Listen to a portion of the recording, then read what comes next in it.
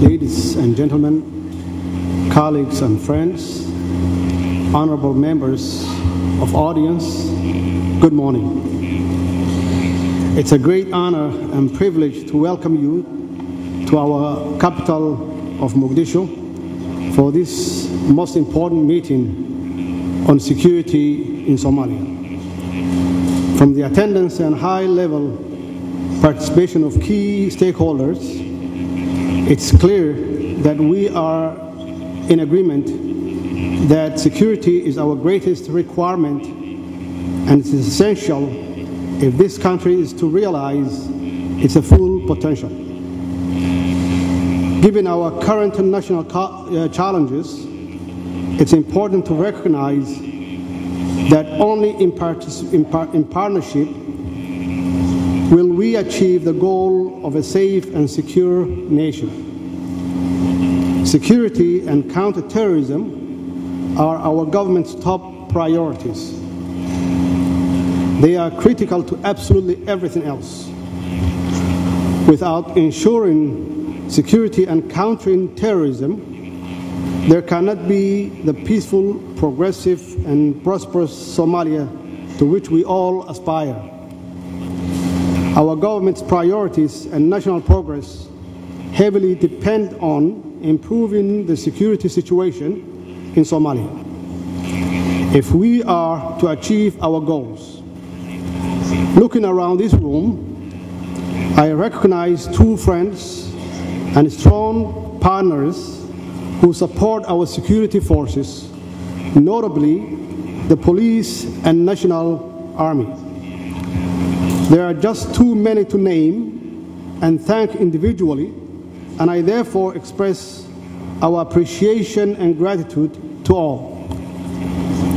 Ladies and gentlemen, colleagues and friends, honorable members of the audience, Somalia's insecurity was stemmed from poor governance and the near quarter-century civil war that ravaged the nation, its people, institutions, and resources. Most devastating was the painful loss of our people who are now scattered across the globe. The impact of Somalia's national collapse and the rise of Al-Shabaab's violent insurgencies and terrorism have enormously weakened both our security and that of the region as a whole. The enduring victims of this instability and lack of security remain the Somali people. Today, our government will spearhead progressive reforms, including in the security sector.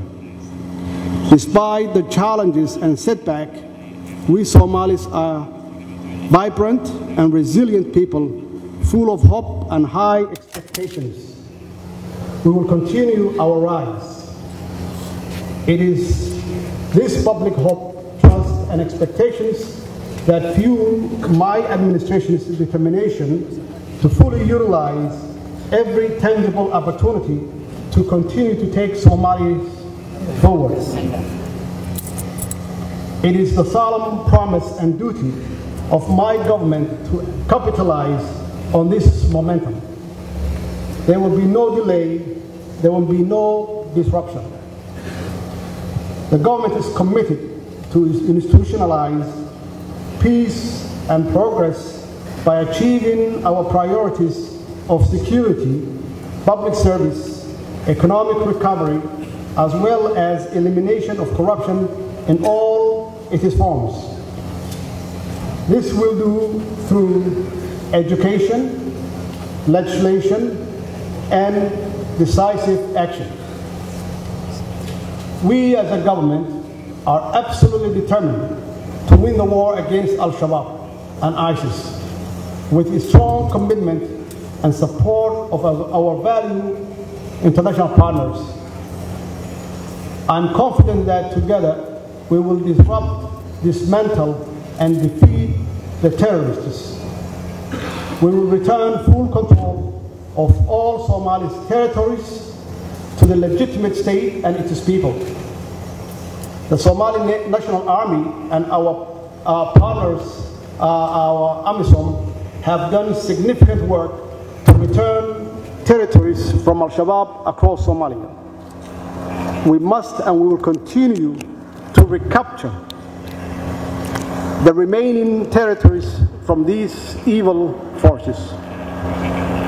My government's key strategic objectives is to establish a unified, capable, accountable, integrated, and right-sized federal and member state security force that will provide a safe environment for our citizens.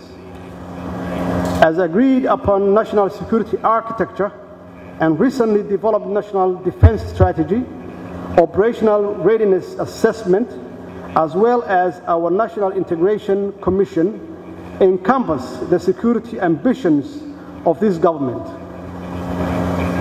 We are committed to the implementation of resectorization immediately, and we agreed that the role of Commander Defense Force, CDF, is to reorganize and reintegrate the Somali National Army and appoint the best and the brightest sector commanders. In this respect, these documents, if invested in and properly implemented, we will see Somalia return to complete stability and begin to see a true progress. From the outset, I wanted to make crystal clear that we are proud of all our security forces. Our soldiers are fighting courageously and leading the effort alongside AMISOM troops to liberate their fellow countrymen from Al-Shabaab's violence and tyranny. We honor the sacrifices made by AMISOM forces and our international partners. We are forever indebted for their sacrifices.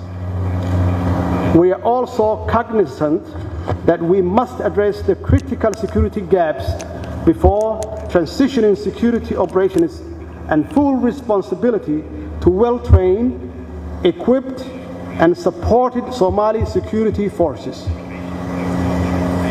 There is no doubt that Al-Shabaab is weakening and is losing ground. Tragically, they have reverted a symmetric warfare employing cowardly tactics of insurgency and terrorism. This demonstrates their moral and ideological bankruptcy, a distorted ideology that led them to undertake the 14 October evil attack, for which they are too ashamed to take responsibility. While the results of their criminal act have been horrifying, they are occurring less frequently. Indeed, from all this evidence, it's clear that we are winning against these desperate forces of terrorists. In terms of providing security and stability, our priorities are clear. We must increase the size and capabilities of our security forces, strengthening the capacity of state security institutions to recover territory, stabilize and provide basic safety and security, and integrate our security forces into federal and regional institutions. We are working tirelessly toward achieving all of these objectives, and we will do so with a continued commitment and increased support of our international partners. As I stated earlier, we sincerely understand that the accomplishment of our ambitious policy and legislative agenda truly hinges on the security and stability of our nation. Also, we must be mindful, however, that turning around a recovering state like Somalia requires patience, partnership, hope, and above all, significant resources. In the most recent London conference, I made clear this government's vision of liberating Somalia within 2 years by successfully implementing the national security architecture. In this short period, we have completed the operational readiness assessment for the police and the National Army, and we have begun the process of biometrical registering our soldiers for direct payments in a bank account.